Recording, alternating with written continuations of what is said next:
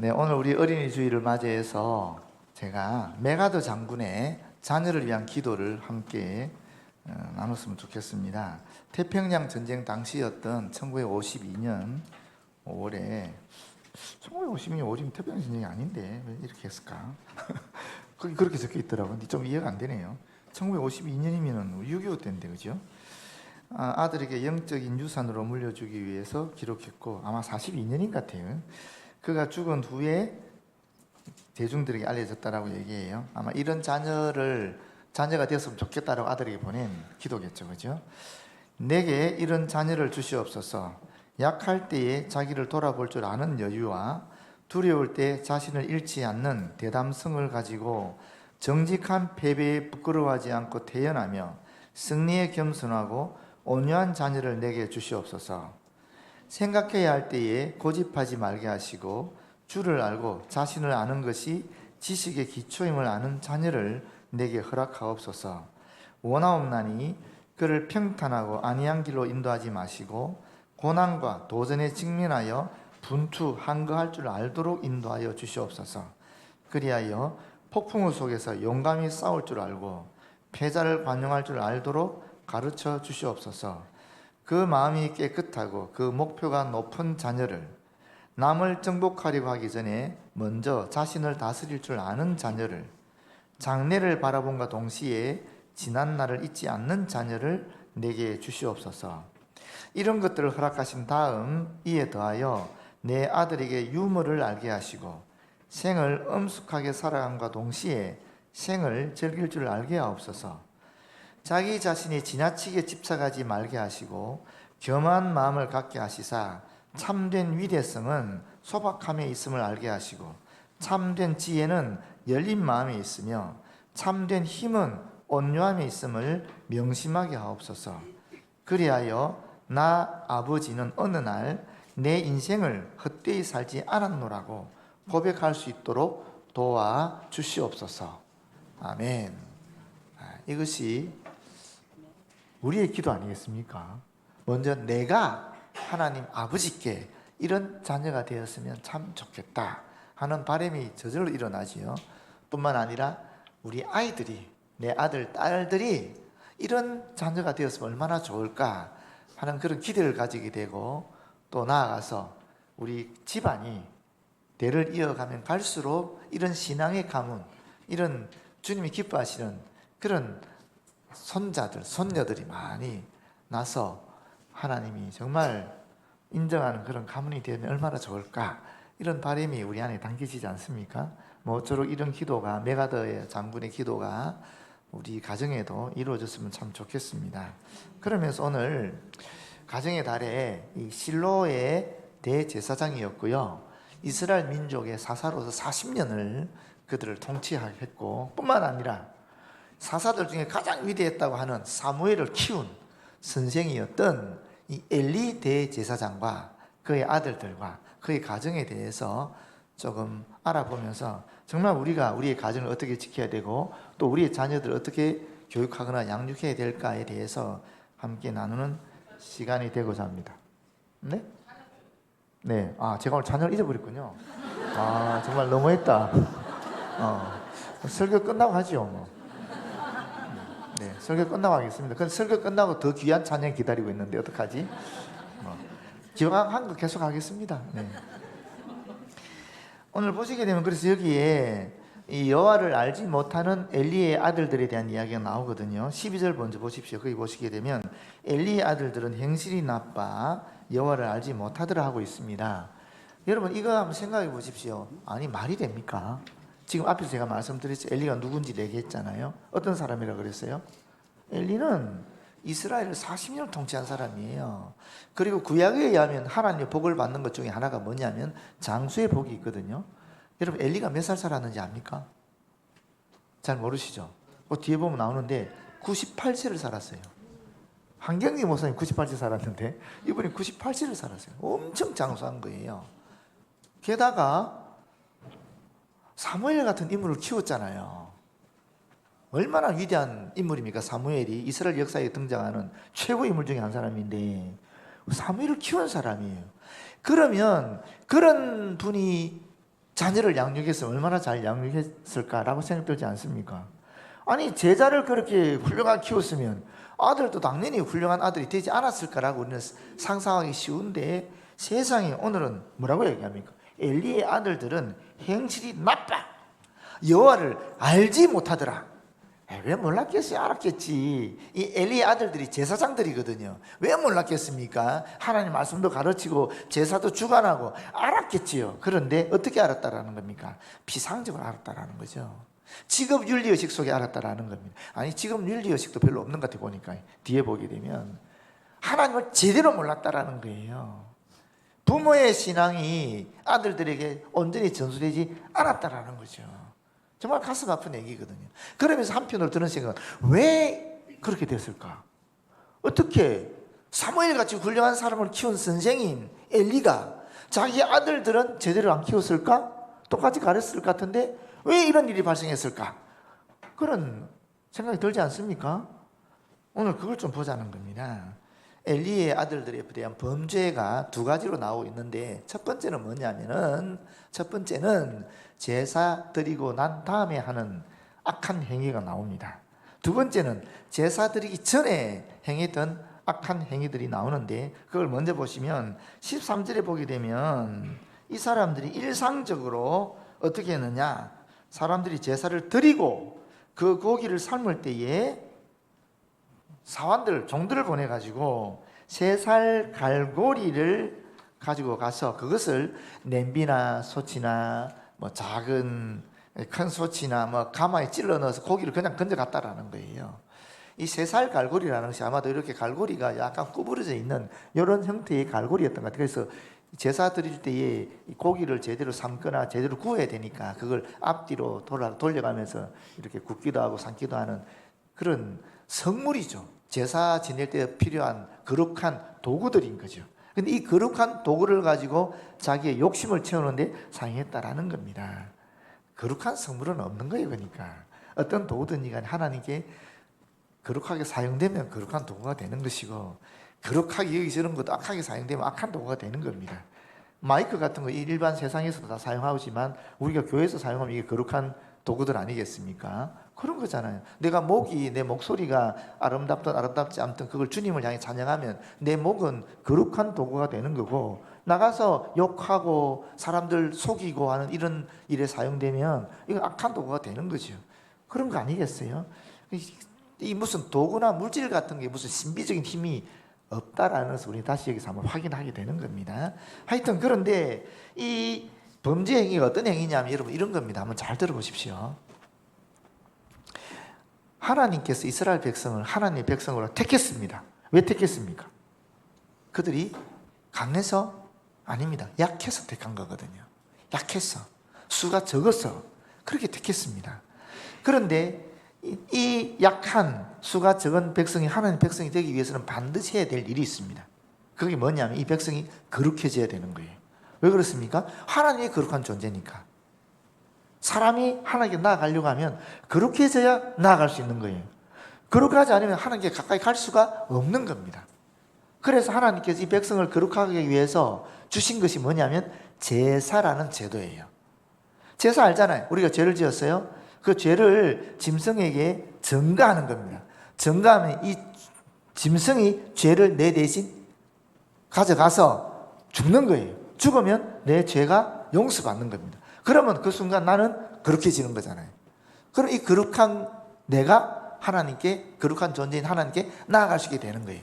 이스라엘 백성이 이렇게 제사 제도를 통해서 자신들의 죄를 속죄하고 대속하고 없애고 거룩한 하나님께 나아가게 만드는 거예요. 그래서 이 제사 제도 때문에 사실 이스라엘 백성은 거룩한 하나님의 백성이 될 수 있는 겁니다. 그래서 제사 제도는 굉장히 중요한 거예요. 하나님의 백성을 하나님 백성 되게 만드는 제일 중요한 것이 바로 이 제사 제도인 거예요. 그런데 이 제사는 죄에 따라서 5가지 종류가 있어요. 번제, 소제, 속죄제, 속건제, 화목제라고 있는데 이 5가지 죄의 의미도 있습니다만은 근데 특별히 짐승으로 드리는 제사는 소제는 빠지고 4가지 제사예요. 번제, 이건 완전히 짐승 전체를 불로 태워버리는 거예요. 무슨 의미가 있겠어요? 하나님께 나아가면 우리의 죄가 완전히 사라진다, 완전히 태워서 없어진다는 의미가 있어요. 그리고 속죄죄는 내가 죄를 지은 것을 하나님께 용서를 구하기 위한 죄예요. 속죄한다는 죄죠.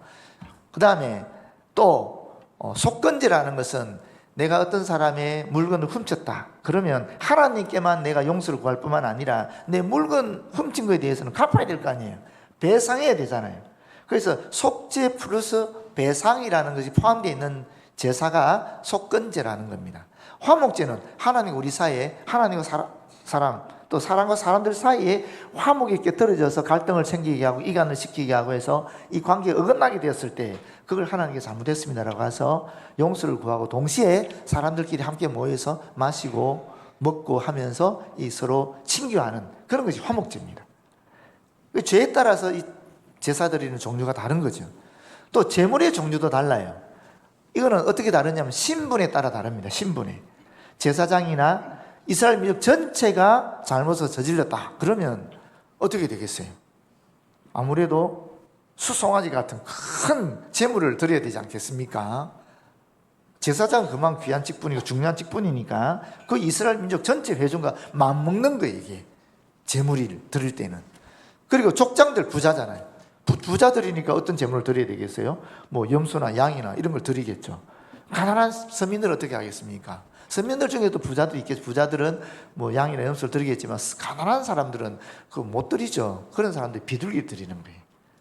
근데 여기 보시게 되면 냄비, 비둘기 삶을 때 냄비, 또 염소나 양 같은 경우는 소치나 뭐 양이 큰 경우는 뭐 큰 소치 되겠죠.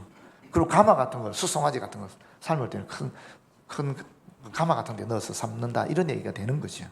그래서 이게 제물의 종류에 따라 이 신분이 높은 사람은 아무래도 민족 지도자로서 중요한 직분이 있는 사람들이니까 더 비싸고 큰 제물을 드려야 되고 가난한 사람은 가난한 사람 맞게 하나님께 제물을 드릴 수 있도록 이렇게 다양한 제물의 형태에 따라서 이렇게 달라져 있는 거예요. 그런데 여러분 다른 지파 사람들은 12지파 사람들이 다 하나님께로부터 땅이나 기업을 받았잖아요. 그들은 그 기업을 통해서 자기들이 삶을 살아갈 수 있어요. 그런데 제사장들은 레위 지파인 제사장들은 기업이 없어요. 그들의 기업은 뭐냐면 하나님께 제사 드리고 하나님의 말씀 가르침들을 전하고 가르치고 교육시키고 뭐 이런 것들이 제사장의 직무예요. 그 대신에 기업의 소산물, 땅에서 나는 소산물들을 11조 형태든 아니면 이 제사 진행한 다음에 고기 형태든 이들이 받아서 그거로 생활하게 되어 있는 거예요. 그러니까 제사를 지내게 되면 제사장의 몫이 있는 거예요. 번제는 다 태워버린다 그랬잖아요. 그런데 가죽은 벗기거든요. 그 가죽이 제사장의 몫이에요. 속죄제 같은 경우에는 이스라엘 민족 전체의 죄나 또는 제사장의 죄를 속죄하는 속죄제가 아닐 경우에는 일반 백성들의 속죄제일 경우에는 고기를 가져갈 수 있어요. 속건제도 마찬가지입니다. 속건제도 이 고기를 가져갈 수 있어요. 화목제 같은 경우는 조금 특이한데 화목제는 이게 요제와 거제 형태로 드린다는 게 있어요. 요제가 뭐냐면 이 짐승의 가슴 부분을 앞뒤로 흔드는 겁니다. 흔들어서 하나님께 바치는 제물이에요. 그 가슴 부분을 가져가요, 제사장이. 또 거제라는 것은 들어 올리는 제사인데 이거는 짐승이 어떤 걸 들어 올리겠죠. 그런데 들어 올리고 난 다음에 제사가 끝나면 제사장이 짐승은 보통 네 다리니까 오른쪽 뒷다리를 제사장 몫으로 가져가게 돼 있어요. 그럼 그 시대에 제사장들은 고기를 참 많이 먹었을 것 같지 않습니까?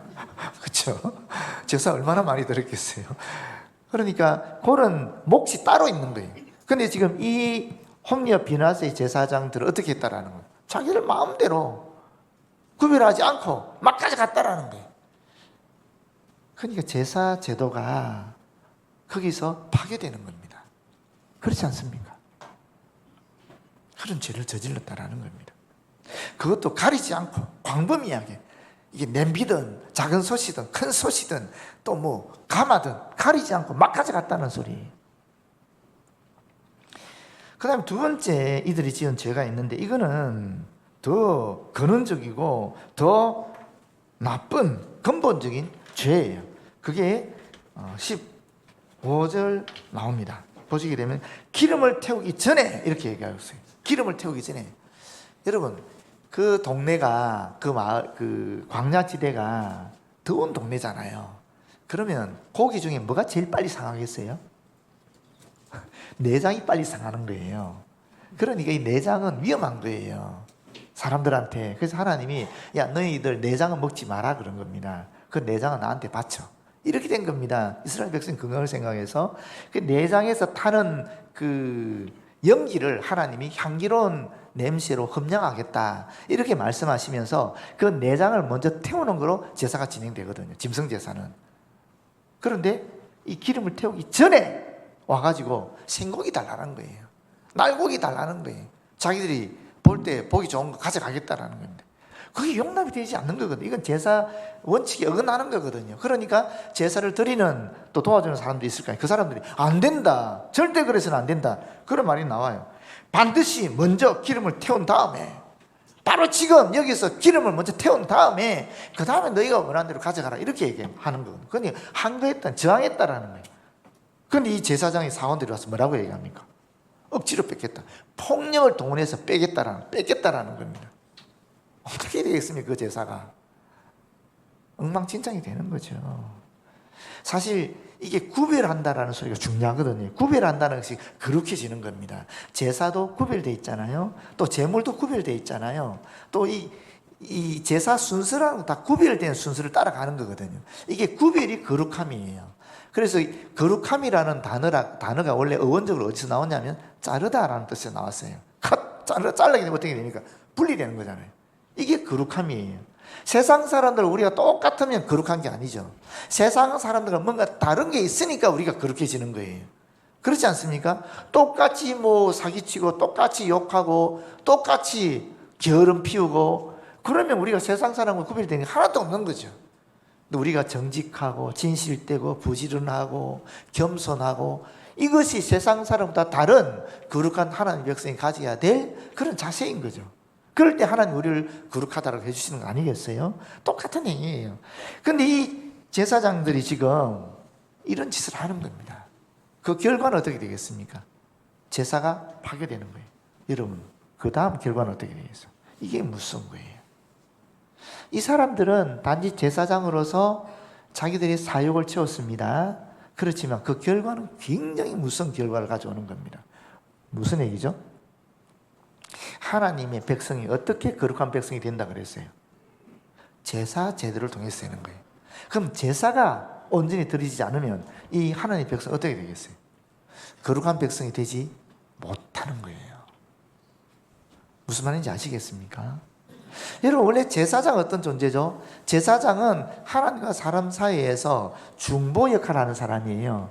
그래서 이스라엘 백성의 죄를 하나님께 아뢰고 하나님께서 용서해 주시는 사죄의 그 선언을 이스라엘 백성에 알리고 하면서 하나님 뜻을 알리는 존재가 제사장이에요. 그 제사장은 굉장히 중요한 역할을 하는 거죠. 그런데 여러분, 그럼 이스라엘 백성은 제사장 나라잖아요.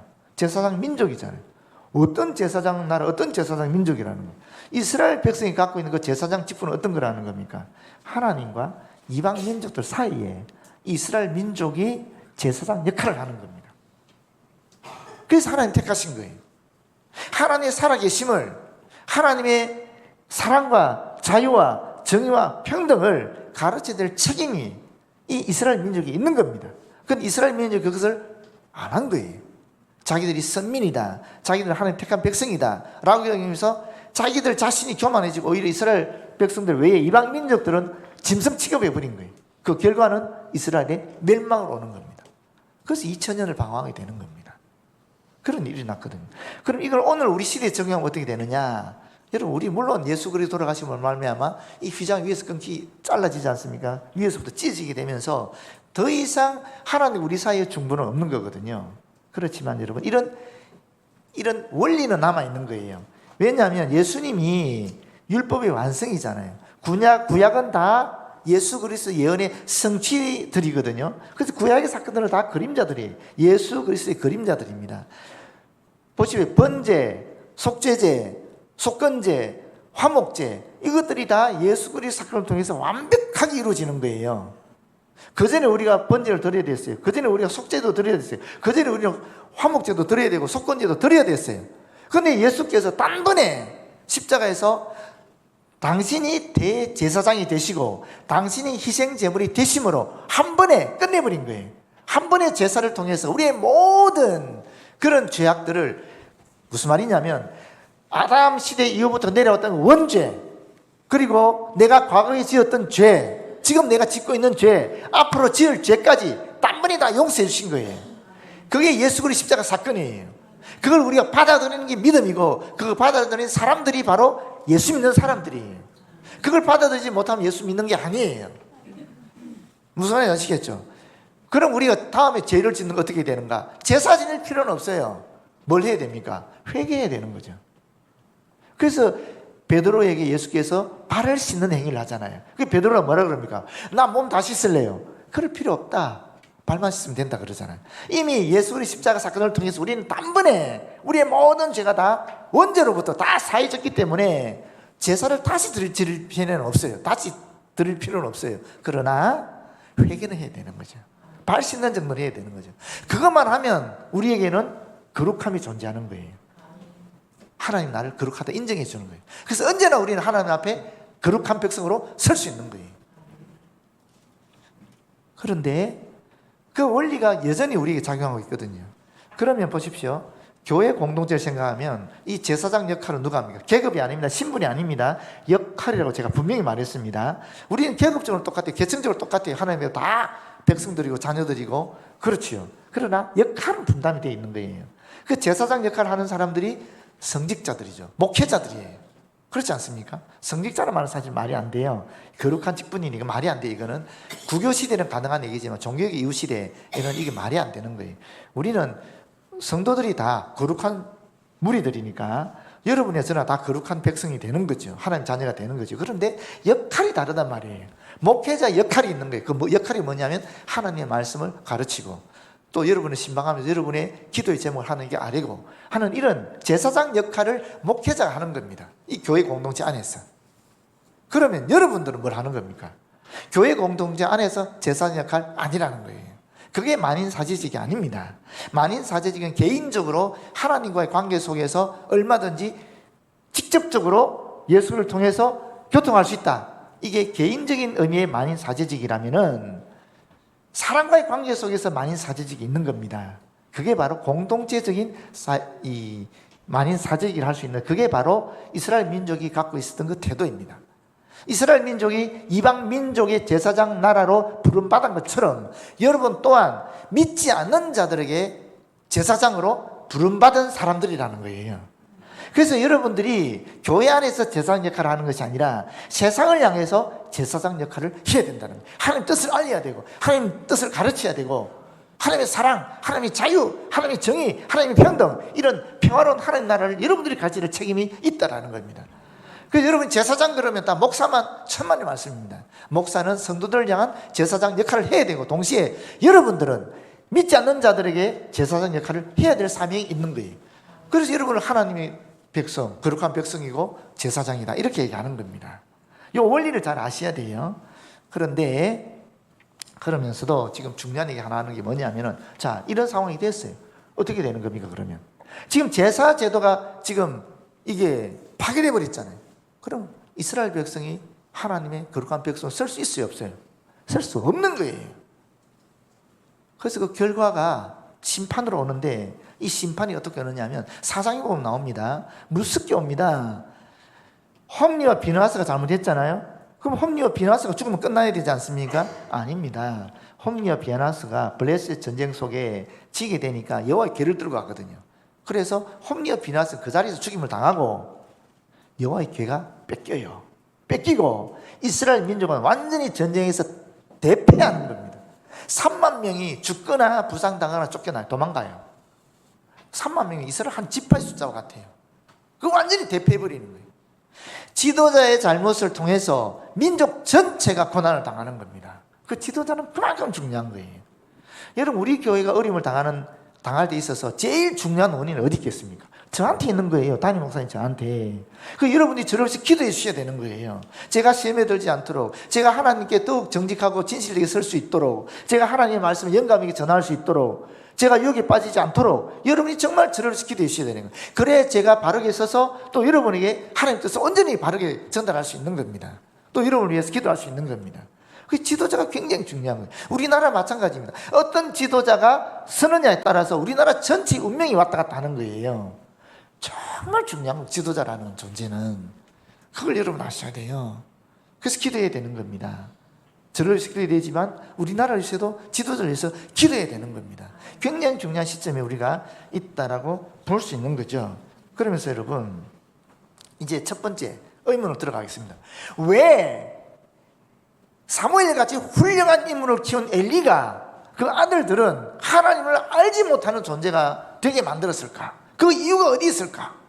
엘리는 훌륭한 사람인데, 엘리는 지도자고 40년을 통치했던 하나님 뜻을 전했던 사람인데 어떻게 사무엘은 그렇게 잘 가르쳤는데 자기 아들들은 그렇게 못 가르쳤을까? 똑같은 사람인데 그 이유가 어디 있을까? 궁금하지 않습니까 여러분? 여기 나와요. 2장 29절에 나와요. 거기 뭐 이런 말씀이 있어요. 너희는 어찌하여 내가 내 처소에서 명령한 내 제물과 예물을 밟으며, 아까 막 예배 드리기 전에, 제사 드리기 전에 고기도 가져가고 드리는 후에도 막 삶은 거 막 가져가고, 이 밟는다는 의미입니다. 밟으며 그 뒷말이 중요해요. 너의 아들들을 나보다 더 중히 여겨, 이렇게 얘기하고 있는 겁니다. 무슨 말인지 아시겠죠? 사무엘은 엘리가 선생으로서 빠르게 가르쳤는데 아들들은 자기 친아들들이니까 하나님보다 더 중하게 여겼다라는 거예요. 그 결과는 하나님을 알지 못하는 존재들이 되어버렸고, 그 결과는 이스라엘 민족을 전쟁에서 대패하게 만들고 하나님의 괴를 뺏기게 만들고 엘리 가문을 완전히 사라지게 만드는 그런 결과를 가져오게 되었다라는 겁니다. 그 뒤에 계속 엘리 가문에 대한 저주가 나오는데, 심판이 나오는데 결국 어떻게 되느냐 하면은 엘리가 죽죠. 너무 몸이 비대했는데 어제 앉아있다가 뒤로 넘어지면서 목이 부러져 죽고, 그 며느리가 애를 낳는데, 비나스의 아들을 낳는데 그 아들 이름이 이가봇입니다. 영광이 어디에라는 뜻이에요. 영광이 사라졌다라는 거죠. 이스라엘에게 거했던 하나님의 영광이 사라졌다 하는 이름을 지어버려요. 완전히 저주의 이름이죠. 그뿐만 아니라 여러분, 이 가문이 망하는데 다윗 시대에 다윗이 골리앗을 이겼잖아요. 딱 들어오니까 어떻게 됩니까? 사울이 친자는 천천히고 다윗 친자는 만만이다 이러니까 사울이 화가 나가지고 다윗을 죽이려고 하잖아요. 그 다윗이 도망을 칩니다. 도망을 쳐서 어디 가느냐면 놉 땅으로 가거든요. 놉 땅에 아히멜렉이라는 제사장 가문이 있었어요. 아히멜렉 제사장 가문이 있었는데 거기서 다윗이 거기서 제사장들이 먹는 음식을 먹고 골리앗이 칼도 가지고 가거든요. 그 소식을 사울이 듣고 들어가서 그 가문을 없애버리는 거예요. 다 죽이는 겁니다. 신하들은 제사장을 감히 못 죽였는데 거기 에돔 사람 도액이라는 이상한 놈이 있었어요. 그 놈이 이 가문을 다 죽이는 딱 한 사람 도망을 쳐요. 그 사람이 아비아달입니다. 이 아비아달은 다윗 시대에 제사장이 되었죠. 그런데 이 아비아달조차도 솔몬 시대에 아도니아가 반역을 일으킬 때 가담해요. 그래서 결국 솔몬이 왕이 되면서 이 아비아달을 제사장 직분에서 쫓아내버려요. 결국 엘리 가문이 완전히 망해버리게 되는 거죠. 그렇게 돼요. 여러분, 제가 이 말씀을 나누면서 요즘 우리가 자녀를 어떻게 생각하고 있는가 한번 생각해 보시기 바래요. 진짜 내가 하나님보다 우리 자녀들을, 우리 손주들을 더 귀하게 여기지 않는가? 여러분 솔직히 안 그렇습니까? 학교나 학원은 보내면서 교회비 안 보내는 경우가 많지 않습니까? 또 뭐 과외비, 아이들을 위한 물질들은 막 쓰시는데 11조나 주일헌금이나 감사헌금, 성경헌금 이런 주를 위해서 드리는 헌금은 우리가 인색하잖아요. 교회 지각하거나 결석하는 건 예사롭게 생각하지만 학교 지각한다? 학교 안 간다? 이건 용납이 안 되는 거죠. 그렇지 않습니까 여러분? 그런데 여러분, 진짜 아이들의 지식의 근원이 어디 있습니까? 여호와를 경외하는 것입니다. 진짜 아이들의 성공의 근원이 어디 있습니까? 여호와를 경외하는 것입니다. 진짜 아이들의 행복의 근원이 어디 있습니까? 여호와를 경외하는 것이 있습니다.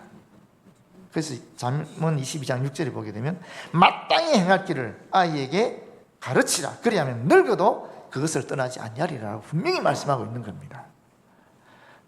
여러분, 우리 설교의 결론을 오늘 찬양대 찬양으로 하고 마땅히 행할 길을 아이에게 가르치는 이 구체적인 내용은 다음 주일에 개봉박두 연이어서 하도록 하겠습니다. 우리 찬양의 찬양을 설교의 결론으로 함께 찬양하도록 하겠습니다.